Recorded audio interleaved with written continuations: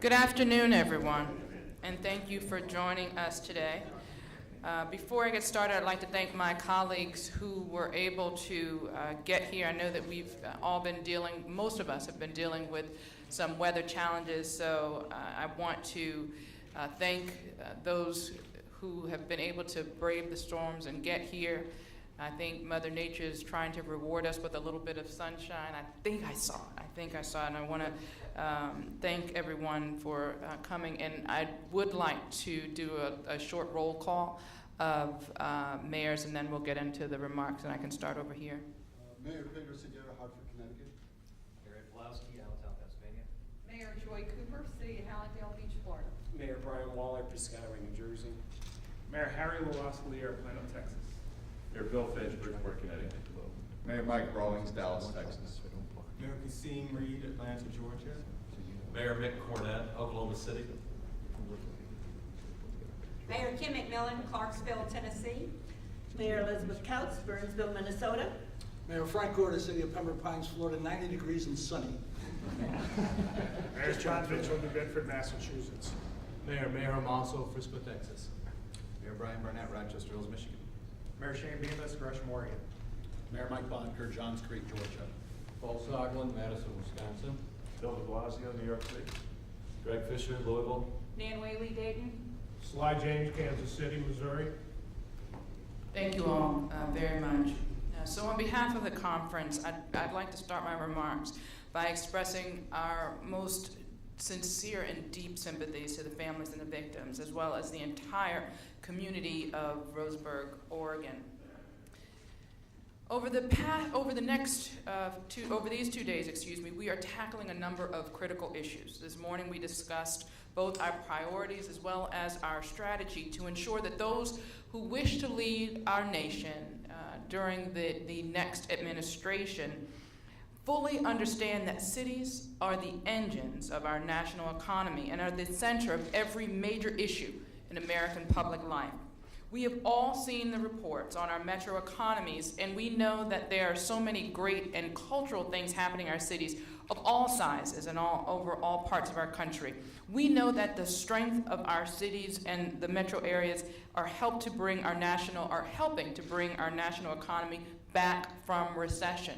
Each one of us could tell our stories of job creation. Each one of us could tell our stories of charging forward and making the tough decisions that are necessary to grow our economies, to strengthen our cities. Each one of us has that story to tell, but we also know that as we have these stories of growth and opportunity, many people still lack those opportunities. Many people still fear for their safety, and many feel disconnected from the broader community. This is something that I'm especially aware of leading a city that has experienced some serious challenges. From what you saw this past April, as well as historically, for decades before that. So today and tomorrow we'll focus on the troubling increase in crime that has impacted far too many of our cities, as well as police safety and accountability, issues that I have been addressing right here in Baltimore. As we confront challenges like these, our partnership with the federal government is threatened by the dysfunction in Washington that really cripples our progress. No serious candidate for president or Congress should allow that dysfunction to continue. Gridlock strangles Washington, and the consequences of that dysfunction, the consequences of that gridlock are passed along to us. Major campaigns like the ones that we're watching unfold today come once every 4 years, and mayors are uniquely positioned to influence the national dialogue. As mayors, we have a very large bully pulpit, and we can get our message out to great portions of our constituencies. We know that people are frustrated thus far. This campaign has not been wholly focused on issues that matter most to working families. We want to refocus the conversation about things that matter to people's lives in the cities that we serve, where the vast majority of people in this country live in our metro areas. So we've come together this weekend to define our priorities, which will be carried forward to the candidates and the public over the next 13 months. We will publish these priorities in a new document, the Mayor's Compact for a Better America, a 2016 call to action. The call to action will call upon the candidates, both the Democratic candidates and the Republican candidates, to invest and protect our America. Things like infrastructure, workforce training, innovation, water, clean air, clean energy, violence and public safety, how we can impact the health of our community. All of these things are issues that we have been discussing and will continue to discuss over the course of this conference. We will be discussing these issues today, tomorrow, and we will continue this conversation more in depth, including coming next week at the National Press Club.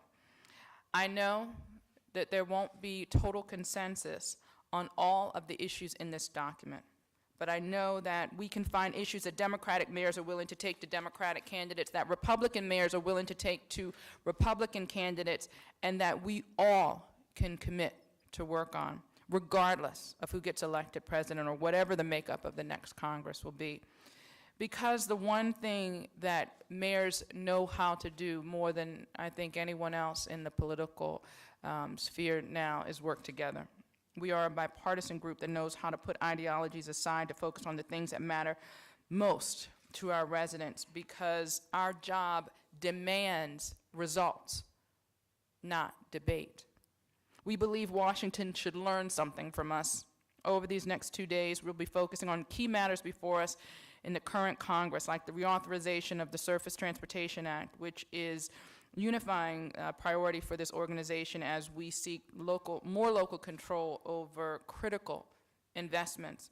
As we define our federal priorities, we also know that mayors have been the type never to wait on others to get the job done. Mayors around the country have created and implemented best practices on each of the issues that we are putting forward in our compact. So we're not asking our candidates to do anything that we aren't willing to do ourselves. We must continue to share innovations with each other and with the broader community so we can maximize our impact with or without federal support. Again, I want to thank you all for being here. And before we open it up to a few questions, I would like to turn it over to the Vice President of the U.S. Conference of Mayors, Oklahoma City Mayor Mick Cornett. Mick? Thank you, Mayor Rawlings Blake. It's good to be back in Baltimore. We have had a vigorous discussion this morning on a wide variety of topics.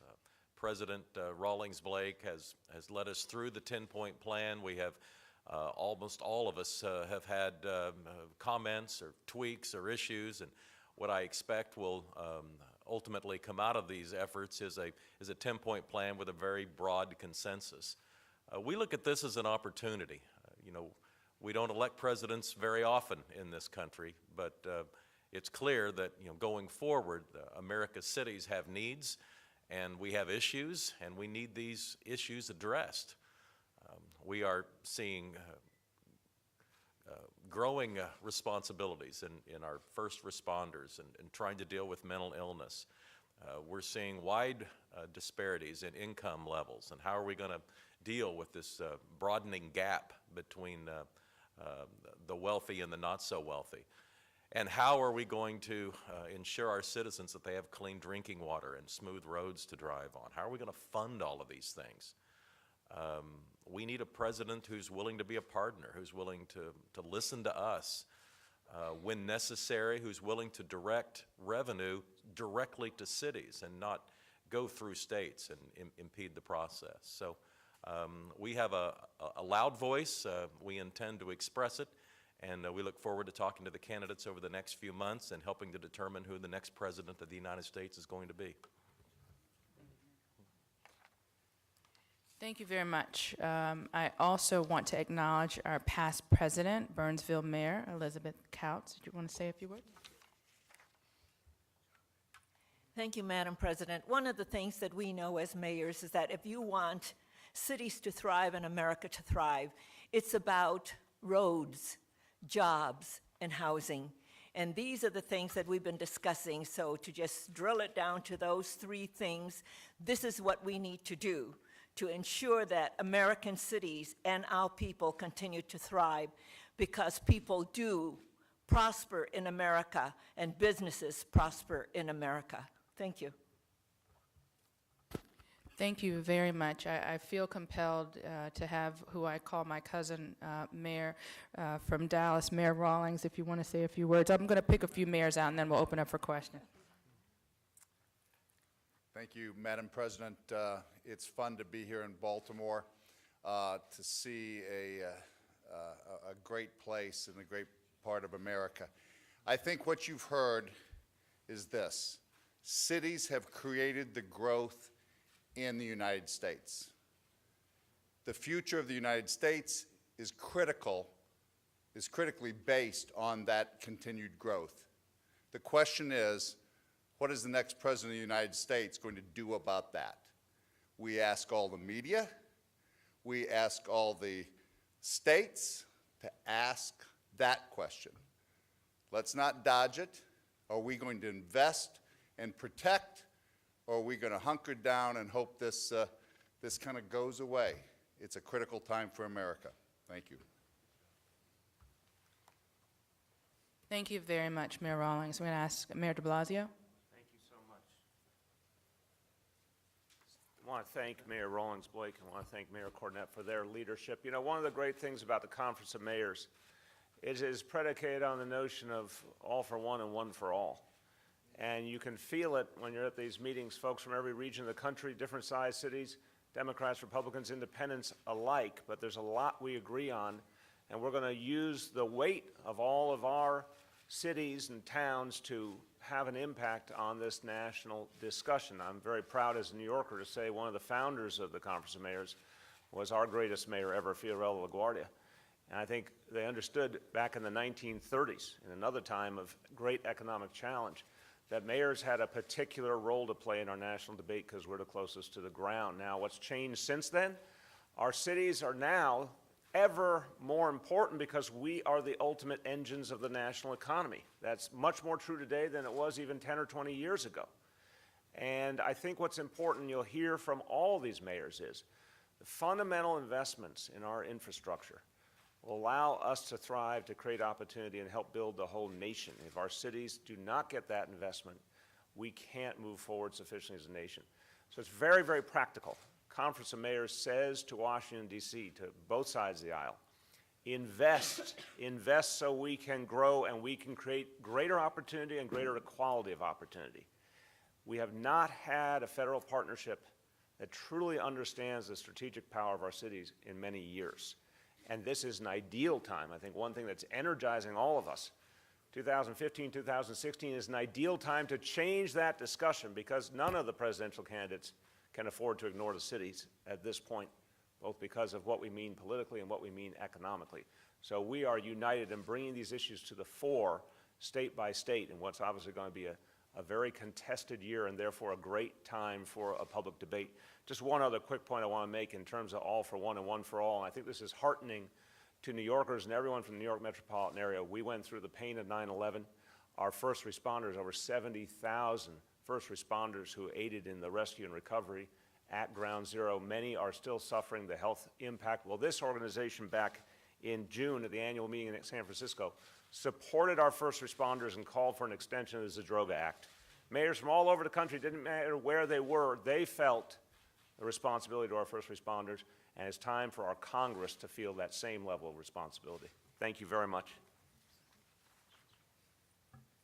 Thank you, Mayor. And before we open it up for question, I'll ask Atlanta Mayor Kasim Reed to come up.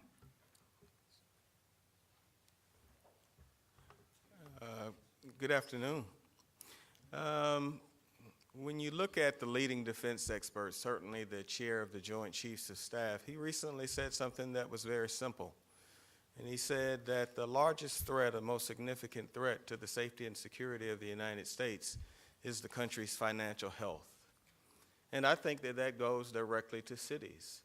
Because if you really want to move from having 2% growth or 2.5% growth to 3% GDP or 4% GDP growth, that you have to have cities that are thriving, healthy, and robust. And in order for us to do our work, we're going to have the appropriate level of focus on roads, bridges, tunnels, and infrastructure investment, which leading economists also say will move the needle on employment and well-paying jobs. And we're really hoping that as we have this national conversation around the presidential election, that people will look at the American Recovery and Reinvestment Act. And no matter what you feel about it, $784 billion was deployed. 10% of that was directed towards infrastructure, and it yielded about 35% of the jobs that were well-paying. And so we have a very clear message today. If you want to get the country moving in the right direction, if you want to address income inequality and the long-term health of the United States of America, you're looking at the people who you need to work with. And we have another very clear message. The time has come to take the handcuffs off of cities' productivity by causing us to go through states for the resources that we need. We could do so much more if we develop a formula that delivers real dollars to mayors in a faster, more efficient way. The old 50-state model, as strong as the governor's lobby is outdated and bad for the United States of America. When cities receive grants directly, like the Choice Neighborhood Grant that we received in Atlanta on Monday, we know what to do with those dollars. When Mayor de Blasio gets a grant for a major infrastructure project in mass transit, or Mayor Stephanie Rawlings Blake, we know what to do with these dollars because we've got a long infrastructure backlog list and we can deploy that money right away.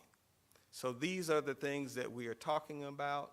We're going to be making our voices known as presidential candidates travel to cities across the United States of America. But I go back to my first point. If you really care about the safety, security, and financial health of the United States of America, you need to care about the mayors. Thank you. Thank you very much. With that, we'll open up for a few questions. Yes. Mayor de Blasio, do you want to take this opportunity to endorse a candidate for president? That's very generous of you. This is a nonpartisan discussion, my friend. With that, are there certain candidates right now that embody this group's wants and others that don't? Have you discussed certain concerns about certain candidates? We haven't discussed concerns about particular candidates, but what I was very proud about was our discussion about how the Democratic mayors were very eager to take these issues that are important to cities to the Democratic candidates for president, and also how the Republican candidates were just as eager to have these conversations. While there may not be consensus on every issue, there is a unified strength in this organization that is committed to making sure that the candidates across, on both sides of the aisle are aware of what's important to cities and understand the vital importance of making sure that we continue to invest in cities and protect our cities. Touching on the 10-point plan that you mentioned, then are any points locked in at this point? Can you take us through the discussions right now to develop this? Yeah, we're still in the midst of, I touched on some of them, and we've all touched on infrastructure investment is key for all the reasons that the mayors have stated. When you invest in building new roads and bridges, those are jobs that you can't export. So while it makes us a stronger community, it also provides opportunity for many who have been left behind in the recovery. So those are just a few of the things, but we will make sure that we're very clear coming out of the conference about the different points. Yes. Have you discussed any specific plan to address the repeated mass shootings that occurred? Not specifically. I would say not specifically. I can say that we've discussed the issue and how mayors can participate in the national dialogue. in constructive ways, because we know that it is a very politically charged conversation. And as mayors, as I said earlier in my statement, we cannot rest on the notion that this is something that we can just argue about. You know, as mayors, we have to get things done. We're not really interested in pontificating about who's right and who's wrong in this debate, but looking for ways that we can make meaningful progress. So yes, we're definitely having discussions. Does anybody else want to talk about that? Good afternoon. We spoke earlier, and whether it's a gun control issue, we know as mayors on our streets that we also need to address the mental health issues. So I think it's a far more reaching than, you know, the idea of owning a gun. Florida, for example, they want to arm everybody with a gun and are actually looking at, you know, open carry laws. So if we can't get that logjam stopped on the national level, at least we can, you know, gather our voices and talk about mental health and the lack of those resources back to the mayors, and how we can address the most needy in our community and those that are hidden behind those doors that can't get access to good health and good mental health resources. Well, I think we all acknowledge there's been an increase in acts of what are considered random violence. I think it's also obvious that what we're doing now is not working to combat it. Now, what we do about it is where you start to see opinions divide.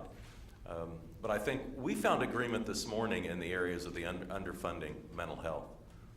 It is what is overpopulating our jails, and we have turned our penal institutions into mental hospitals, which is not a humane way to treat the people that are being incarcerated. And it's also driving up our cost of public safety and our first responders. And 2/3 of my budget goes to police officers and firefighters. And there's been a breakdown in how we're funding mental health and dealing with it, and these acts of violence are just one of the repercussions. With that, Education Secretary Duncan just a few days ago called on states and local municipalities to take 50% of nonviolent offenders and find solutions for them other than in prisons, saying it'll save $15 billion that can go into schools. Has that been discussed at all? Are you directing that at anyone who can address that? Mayor James? There is evidence that a 40% increase or a 21% decrease in the amount spent in penal institutions and corrections applied to teaching, for example, would result in a 42% increase in teacher salaries, which would have a net effect of helping our educational system. And when you look at the population in penal institutions, overwhelmingly, disproportionately poor, black, and brown. And when you overlay that with the educational resources or actual lack of educational resources that are in those communities serving those folks, we could have a major impact on turning around a lot of things. Education is probably the best and most efficient way of denting the cycle of poverty.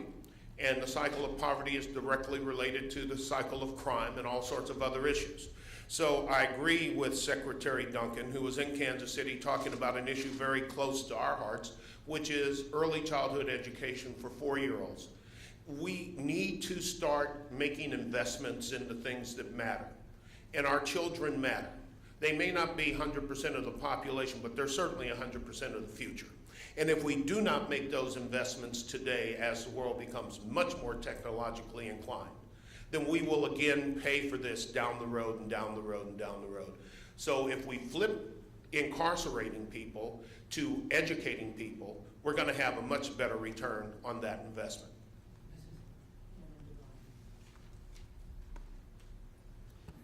Frank Ortis, Mayor of the City of Pembroke Pines, Florida. Our city invested in school resource officers in partnership with the School Board of Broward County. We feel that these school resource officers are so trained that these children, whether you're in elementary or in community college, will go to these resource officers and say, I just heard something. And so in answer to your question, that's the first step. Get to that first issue and see and investigate it. And I feel, and our city feels, that these students will go right to our school resource officers. It's not cheap, but it's good. Well, I want to note think this is something that gets a little misunderstood in the national political discourse. I want to point to Mayor Cornette's comments as he raised so powerfully the question of mental health earlier in the session. It's something we in New York City are increasingly focused on as well. Well, you know, if you think about Oklahoma City and you think about New York City, some real differences in geography and the political backdrop, but you know, we're also two places that, for example, are both leaders in pre-K, and the state of Oklahoma has been outstanding in terms of its progress on pre-K, and we're very proud in New York City to have reached full-day pre-K for all our kids. And Mayor Cornette and I had the opportunity to speak to the issue of infrastructure spending by the federal government. We did a joint op-ed in the New York Times a few months back. I'm using it as just a little vignette of what happens here among mayors all the time. It doesn't matter if we're from different places. We are pointing to some of the foundational things that have to happen. So if you go to the question about the random violence, I think a lot of us would say, regardless of where you stand on the issue of gun regulation, we know that the trajectory of violence would be changed, one, by robust mental health plans that actually reach people, that reach the grassroots and destigmatize mental health services, and two, by reaching a lot of our young people earlier with educational opportunities. Those are two things I think unite a lot of mayors across the country, and we will bring that into the national debate, the presidential debate, in a very sharp manner, which is the value added here. One thing I think you're going to see increasingly from mayors is we're not going to accept a national discourse that leaves out issues like mental health or leaves out issues like early childhood education, the things that we know actually could turn the tide on the realities we face, like random violence. I want to acknowledge the mayor from down the road, Mayor Muriel Bowser. Thank you very much for joining us for this press conference. And before I close, and just to be clear for the press that has questions for individual mayors, they'll make themselves available. I guess you can connect with staff on that. Before we close, I do want to thank our CEO and Executive Director, Tom Cochran, who has done an amazing job for 47, am I giving you an amazing job for all 47 years? For 47 years. I'm very grateful for him and the entire team, the entire staff, the U.S. Conference of Mayors, working to ensure that these are thought-provoking, quality, constructive and productive conversations that we're having about moving our country forward. So thank you all very much.